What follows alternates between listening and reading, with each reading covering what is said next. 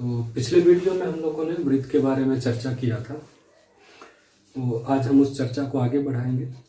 आज की वीडियो तो पूरी तरह से बहुत ही ज़्यादा इम्पोर्टेंट होने वाली है, क्योंकि इसी से आपके ऑब्जेक्टिव क्वेश्चंस पूछे जाएंगे। तो मैं जितने भी बातें आपको बताऊं सारा आप नोट कर लो एक नोटबुक में।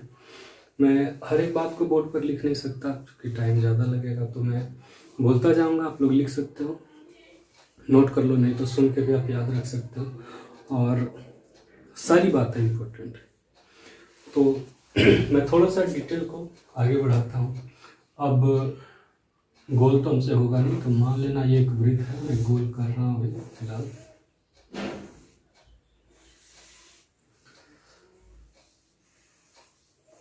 मान लिया ये एक वृत्त है, ठीक है। मैं जानता हूँ ये पूरी तरह से गोल नहीं है, लेकिन मानने में क्या, ये मान लिया हमने एक वृत्त है और ये वृत्त का केंद्र का नाम हमने दे दिया O। अब कुछ चीज़ों के बारे में चर्चा करते हैं। पहले वृत्तखंड हम पढ़ चुके, त्रिज्यखंड पढ़ चुके, जीवा के बारे में हम जान चुके। अब एक दूसरी बात हम लोग जानने वाले, ये वीडियो 9-10 दोनों वाले के लिए ज़रूरी है, किसी एक क्लास के लिए नहीं। तो पूरी तरह से अच्छे से सुनेंगे हम लोग और हर बात को याद रखेंगे। अब हम लोग आज जो चर्चा करने वाले हैं वो करने वाले हैं स्पर्श रेखा के बारे में चर्चा। स्पर्श रेखा क्या होता है, ठीक है। इसके बाद और भी बातें मैं बताऊंगा, तो देखते हैं क्या होना है। स्पर्श रेखा एक ऐसी रेखा होती है जो वृत्त को केवल एक बिंदु पर स्पर्श करते हुए गुजर जाती है, ठीक है।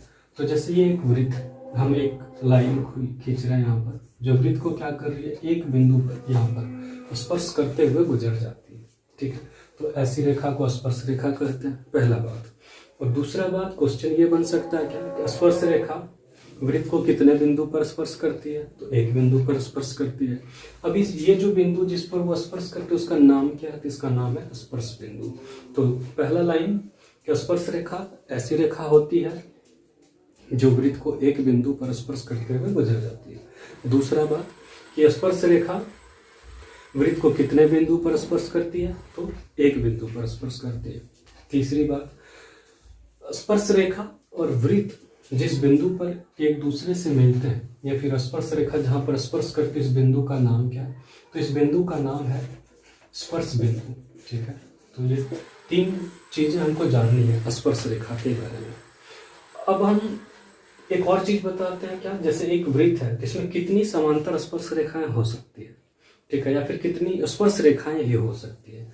तो जैसे ये एक वृत्त है, 10th में पहला क्वेश्चन यही है कि एक वृत्त पर कितनी स्पर्श रेखाएं खींची जा सकती है।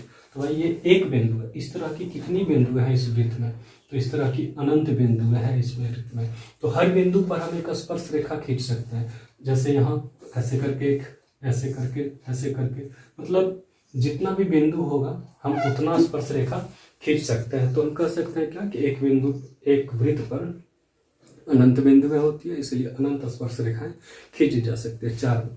पांचवा बात क्या कि कितनी समांतर स्पर्श रेखाएं हो सकती है, तो समांतर स्पर्श रेखाएं 2 हो सकती है। कैसे, जैसे एक यहाँ पर है तो दूसरा इसके अपोजिट डायरेक्शन में इसके बिल्कुल नीचे साइड होगा, जो इसको क्या होगा, समांतर होगा।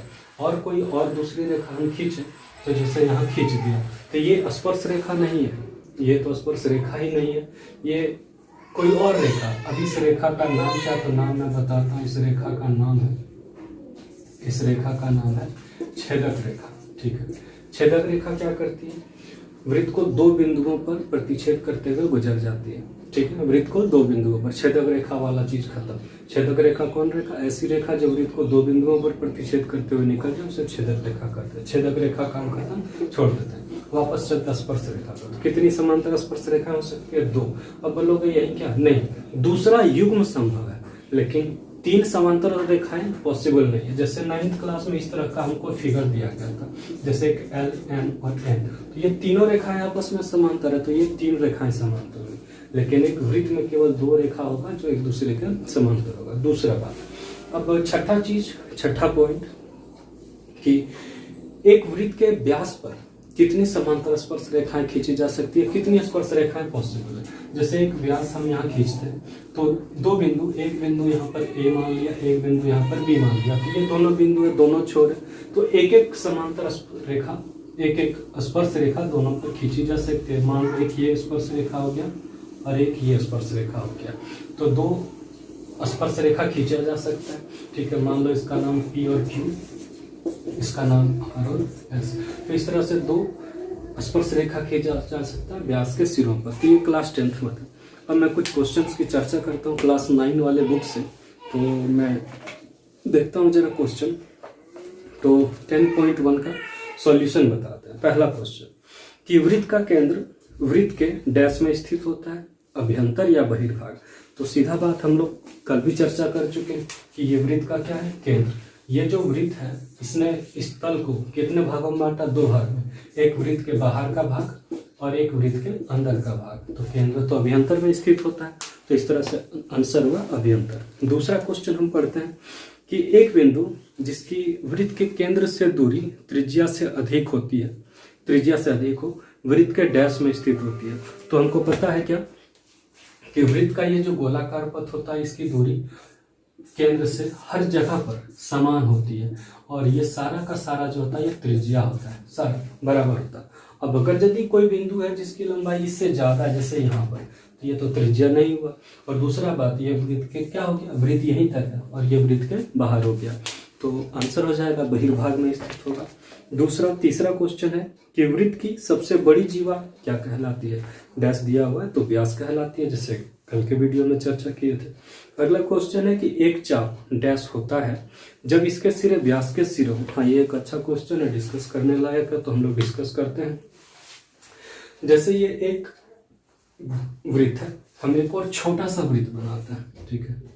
एक छोटा सा वृत्त बनाते हैं, मैं पूरी तरह से गोल कर नहीं पाऊंगा आप लोग। मान लो ये एक वृत्त है, अब हम एक व्यास खींच दें, ठीक है। अब ये जो व्यास से ये जो चाप बना, चाप ये वाला एक चाप और ये वाला एक चाप, तो ये क्या है, तो ये पूरा पहले वृत्त था, और व्यास क्या करता है, वृत्त को दो भागों में बांटता है।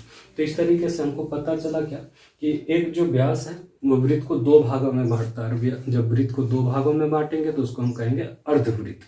तो ये क्या कहलाया, अर्धवृत्त कहलाया। अगला क्वेश्चन है वृत्तखंड एक चाप डैश के बीच का भाग होता है। वृत्तखंड कल हम देखे थे वृत्तखंड कैसे बनता है, तो ये अभी हम इसको अर्धवृत्त कहेंगे। लेकिन यहाँ में जीवा अगर खींच लें तो जीवा और चाप के बीच के भाग को हम कहते हैं वृत्तखंड।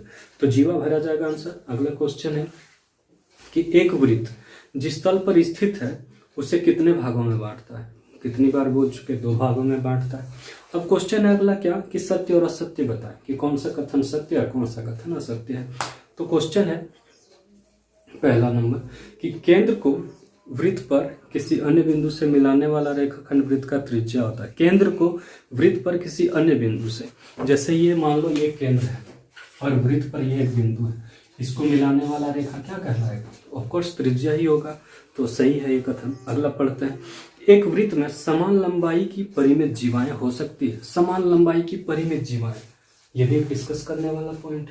जैसे मान लो ये एक जीवा है, इसका जो माप है वो मान लो 5 सेंटीमीटर है, तो 5 सेंटीमीटर की और कितनी जीवाएं इसमें पॉसिबल है। जाहिर ऊपर जाएंगे तो बड़ा हो जाएगा, नीचे जाएंगे तो छोटा हो जाएगा। सेम वृत्त जीवा के उस साइड जाएंगे तो एक और मिलेगा 5 सेंटीमीटर का। तो इस तरह से तो दो ही मिला, तो इस तरह से परिमित होना चाहिए, लेकिन भाई परिमित है नहीं। क्यों? क्योंकि जीवा सिर्फ इधर से ही नहीं खींचा जा सकता, हम ऐसे भी खींच सकते हैं, ऐसे भी खींच सकते हैं, ऐसे भी खींच सकते हैं। एक और गोल कर लेते हैं ताकि स्पष्ट दिखाई दे, ठीक है। जैसे ये एक मान लो ये एक जीवा हो गया जिसका 5 सेंटीमीटर लंबाई है, तो सिर्फ इधर नहीं, ऐसे भी खींच सकते हैं, ऐसे भी खींच सकते हैं, ऐसे भी खींच सकते हैं। इस तरह से 5 सेंटीमीटर की बहुत सारी जीवाएं हो सकती है, लेकिन यहाँ लिखा परिमित जीवाएं, तो ये क्वेश्चन गलत है। अगला पढ़ता है कि यदि एक वृत्त को 3 बराबर चापों में बांट दिया जाए तो प्रत्येक भाग जो है वो दीर्घ चाप होता है। तो दीर्घ चाप फिर क्यों होगा? चाप तो दो ही होता है, या तो लघु चाप या फिर दीर्घ चाप, लघु चाप या दीर्घ चाप। लेकिन बोला है 3 बराबर भाग में। सबसे पहले तो 3 के बीच तुलना नहीं होगा, लघु दीर्घ कैसे कहेंगे, 3 हो गया। तो ये आंसर गलत है, क्वेश्चन मतलब ये गलत है, इसको हम गलत कथन करेंगे। लेकिन तो हम कहेंगे क्या, अगर मान लो ये एक वृत्त है, इसको हम 3 बराबर चाप में, मान लो यहाँ से यहाँ काट दिए और एक यहाँ काट दिए, तो ये पहला भाग, ये दूसरा भाग, ये तीसरा भाग, ये 3 भाग हो गया, तो समान चाप कहेंगे। चलो अगला क्वेश्चन देखते हैं, अगला पॉइंट देखते हैं कि वृत्त की एक जीवा जिसकी लंबाई त्रिज्या से 2 गुनी है वृत्त का व्यास है। ऑफकोर्स व्यास त्रिज्या का 2 गुना होता तो सही है।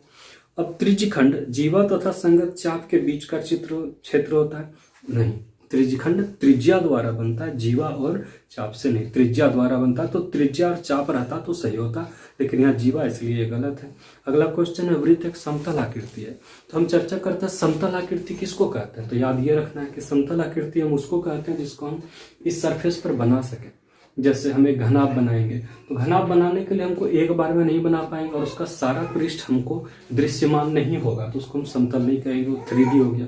तो 2D की बात कर रहे हैं तो आयत हो गया, वृत्त हो गया, त्रिभुज हो गया, हम उसको बना सकते हैं, तो ये हो गया समतल आकृति। अब अगर हम क्लास 10th पर चले तो कुछ क्वेश्चंस उसमें है। पहला क्वेश्चन कि एक वृत्त की कितनी स्पर्श रेखाएं हो सकती है, तो अनंत बता दिया, क्योंकि हर बिंदु पर हम एक स्पर्श रेखा खींच सकते हैं। दूसरा कुछ भरने वाला क्वेश्चन है कि किसी वृत्त की स्पर्श रेखा उसे डैश बिंदु पर प्रतिच्छेद करती है, एक बिंदु पर।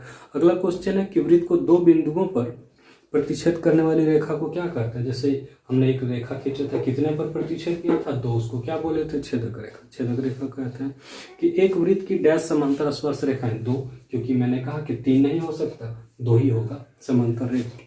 अगला क्वेश्चन है वृत्त तथा उसकी स्पर्श रेखा के उभयनिष्ठ बिंदु को पहले ही लिख दिया, स्पर्श बिंदु कहते हैं।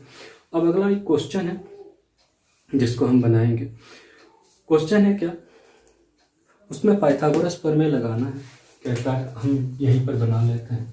कहता है एक वृत्त है जिसका केंद्र O है, मान लिया क्लास 10th में ये क्वेश्चन है। कहता है 5 सेंटीमीटर इसका त्रिज्या है, लेट एग्जाम्पल ये त्रिज्या इसका 5 सेंटीमीटर है। दूसरा कहता है क्या कि इसके बाहर में एक बिंदु है, एक बिंदु P पर स्पर्श रेखा PQ है। एक बिंदु है, यही वाला बिंदु मान लीजिए, इस पर P है, इस पर एक स्पर्श रेखा है PQ, इस पर एक स्पर्श रेखा हम खींच लेते हैं इस तरह से, और ये रेखा है PQ। कहता है केंद्र से Q की जो दूरी है वो OQ 12 सेंटीमीटर है, तो इस तरह से ये हो जाएगा, ये वाला 12 सेंटीमीटर। ऊपर में 10.1 हम याद करेंगे।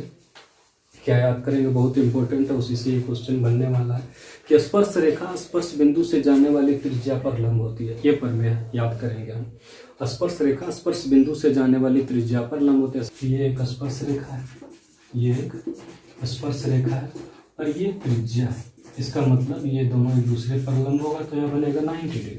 तो 90 के सामने ये हो गया कर्ण, इसको आप आधार मान लो, तो ये हो गया लंब, है ना। तो लंब कैसे निकालते थे, तो लंब निकालने का फॉर्मूला था P बराबर √h² - b²। अब हम पूरा नाम लिखते हैं, h कौन सा है, OQ है, इसको आप P कह दो, इसको आप B कह दो। तो हमको जैसे PQ निकालना है, तो PQ बराबर क्या हो जाएगा, √OQ² - ये वाला OP²। तो ये वाला था 12, तो 12 का स्क्वायर माइनस 5 का स्क्वायर, तो इस तरह से √144 - 25, तो बच जाता है √119। इसका कोई एक्यूरेट वैल्यू नहीं है, इसलिए आंसर यही बना हो जाएगा। तो ठीक है, अब बाकी क्वेश्चंस का चर्चा करेंगे अगले वीडियो में। देखते हैं अगले वीडियो में आपको प्रमेय जरूर बताऊंगा, दोनों प्रमेय बहुत इंपॉर्टेंट है। तो बने रहना, चैनल को सब्सक्राइब करना बिल्कुल ना भूलें, सब्सक्राइब करें चैनल को।